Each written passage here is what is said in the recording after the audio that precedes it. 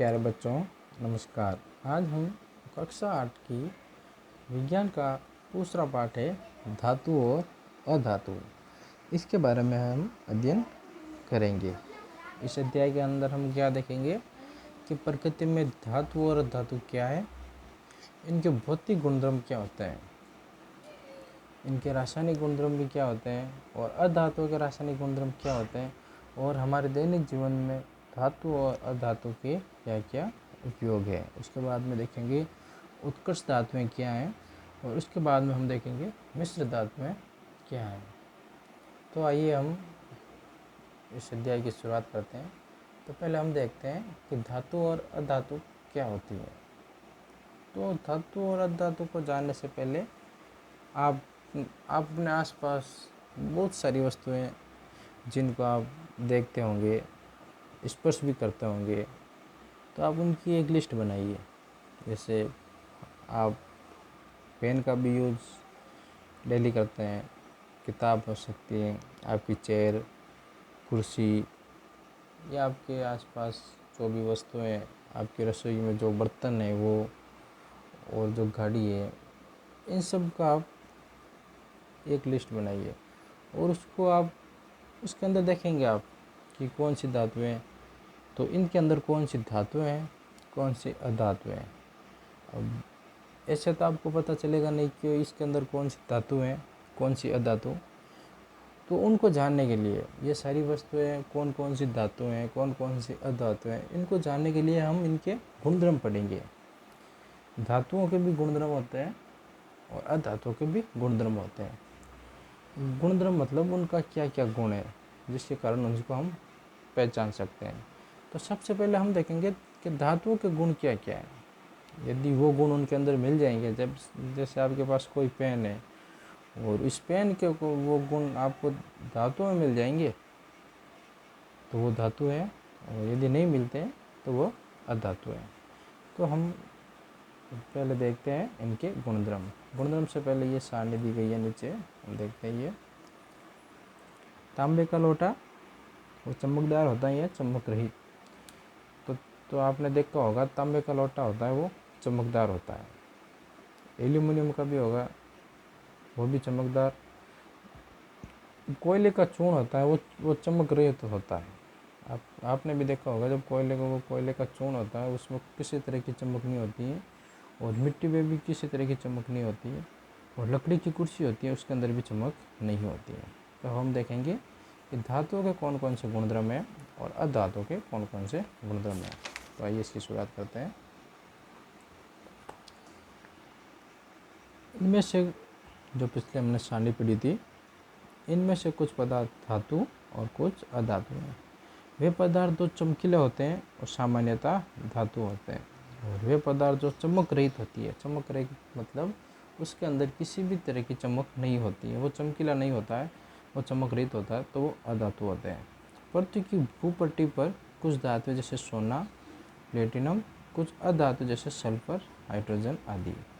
तो धातुओं के अंदर कौन कौन सी है, जैसे सोना है वो चमकदार होता है। आपने गहनों के अंदर गहना होते हैं, इनके जो जेवरात होते हैं वो उनकी अलग ही चमक होती है। प्लेटिनम की भी चमक होती है। अधातु जैसे सल्फर है, हाइड्रोजन, इनके अंदर किसी भी तरह की चमक नहीं होती है।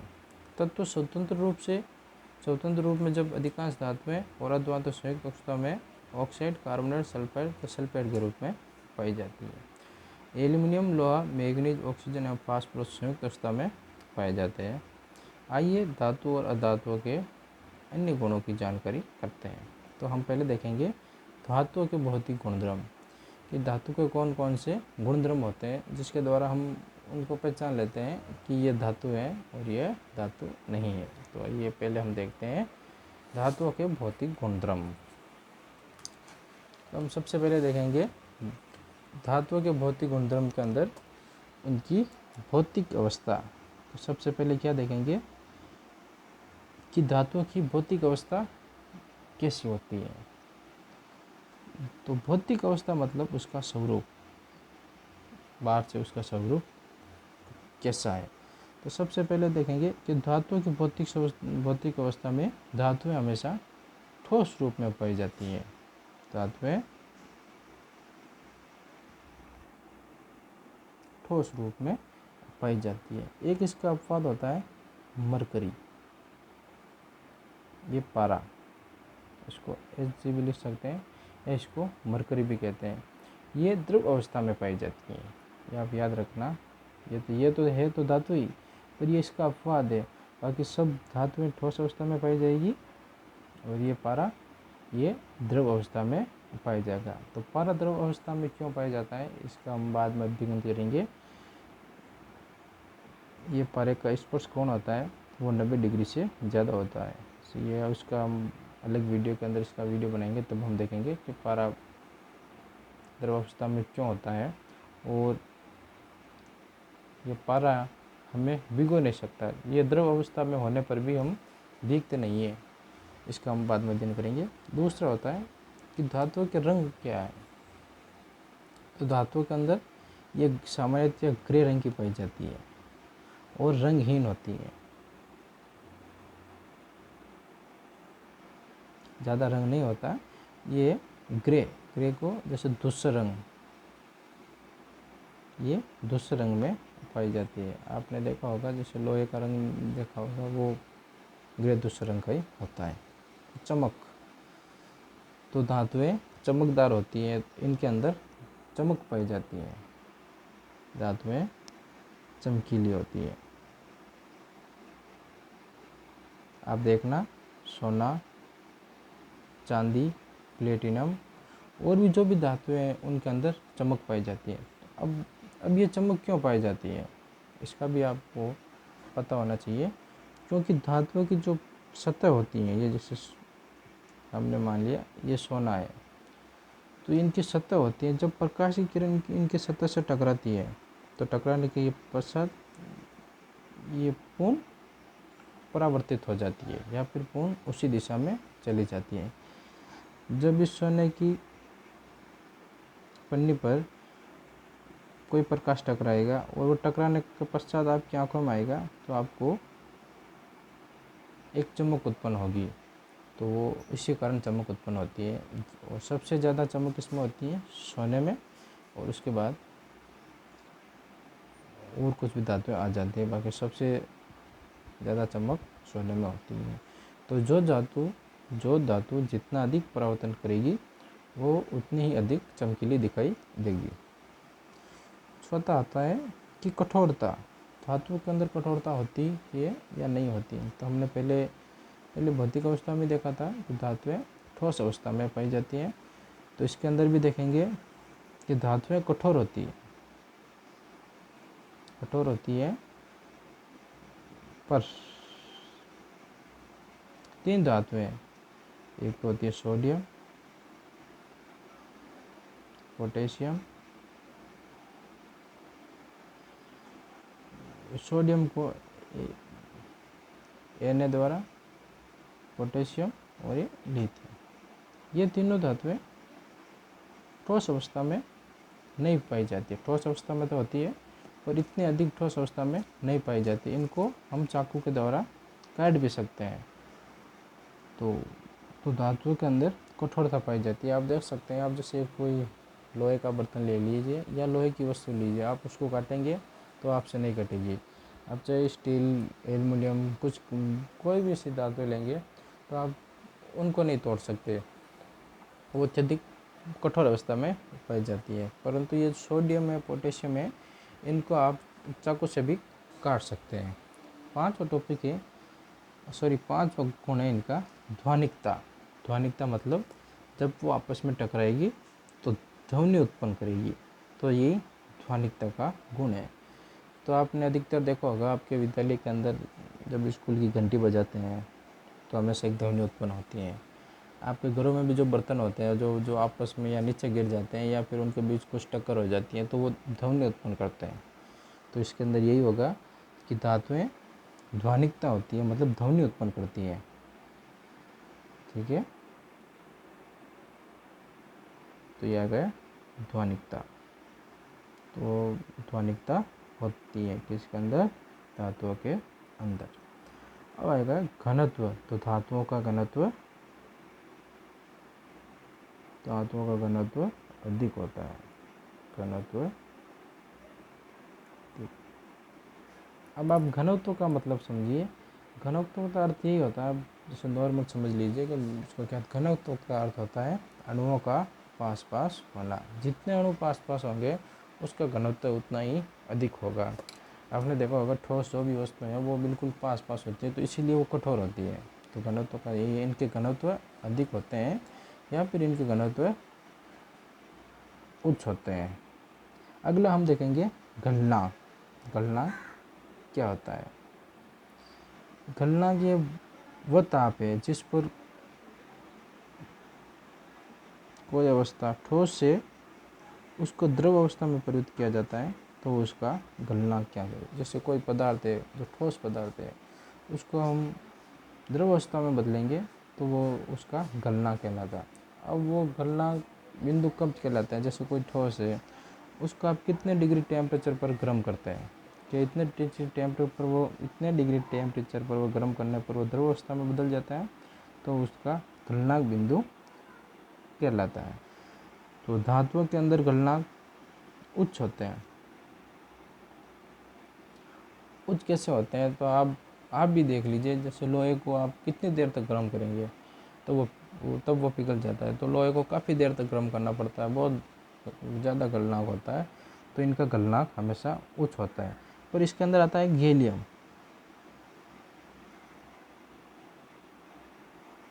गैलियम धातु है, Ga है, इनका गलनांक बहुत ही कम होता है। इसको आप हथेली पर लेंगे तो हथेली पर लेकर ये पिघल जाता है।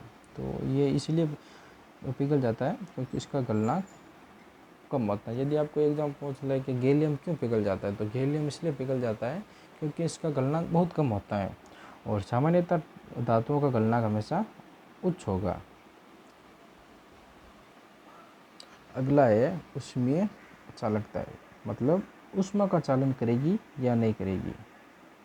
ऊष्मा, तो धातुएं ऊष्मीय चालकता ऊष्मा की सुचालक होती है। आपको सुचालक का मतलब समझना होगा। सुचालक मतलब उसका चालन करती है, और यदि आ जाए कुचालक तो तो वो उसका चालक नहीं करती है चालन। जैसे कोई भी विद्युत का भी हो सकता है, ऊष्मा का भी हो सकता है। जैसे आपको पूछ ले विद्युत का कुचालक है तो उसके अंदर विद्युत धारा का प्रवाह नहीं होगा। यदि सुचालक होगी तो उसके अंदर विद्युत धारा का प्रवाह होगा।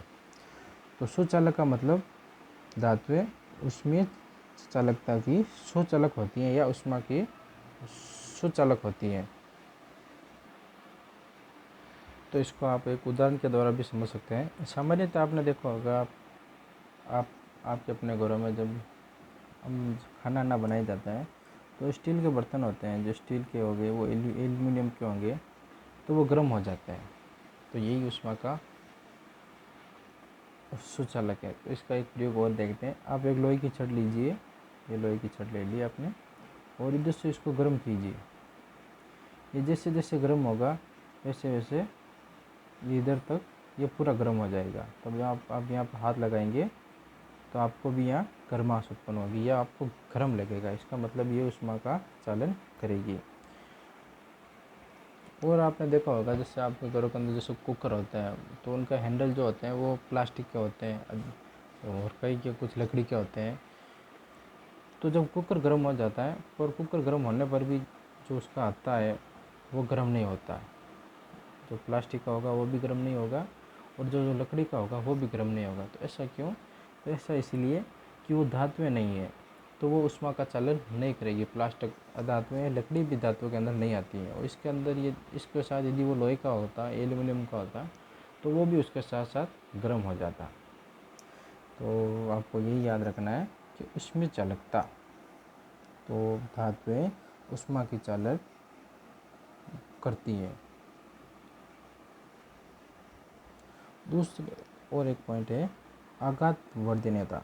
आघात वर्धनीयता क्या होती है? आघात वर्धनीयता यानी जब किसी चीज़ को पीटते हैं या उस पर आघात करते हैं, आघात यानी मारना, और वर्धनीयता मध्यवर्ती होती है। जब हम किसी चीज़ को पीटने पर उसमें वृद्धि होती है, आप जैसे लोहे को पीटेंगे, तो आप जैसे लोहे को पीटते हैं तो आप सामान्यतः देखेंगे वो एक चादर के रूप में हो जाती है। एल्युमिनियम की प्लेटें होती हैं, उनको भी आप पीटेंगे या उसके ऊपर आघात करेंगे तो वो भी एक चादर के रूप में फैल जाती हैं। तो ये आघात वर्धनीयता होती है। धातुएं आघात वर्धनीयता होती हैं। धातुओं के ऊपर जब आघात किया जाता है तो वो एक चादर के रूप में या लंबाई के रूप में फैल जाती है। इसके साथ ही आप किसी और पर आघात करेंगे, जैसे आपने मान लीजिए जैसे कोयले का टुकड़ा ले लीजिए, आप उस पर आघात करेंगे तो वो बिल्कुल बारीक बारीक कणों में हो जाते हैं।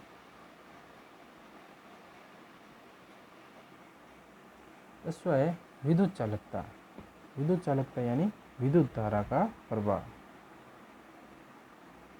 विद्युत धारा का प्रवाह।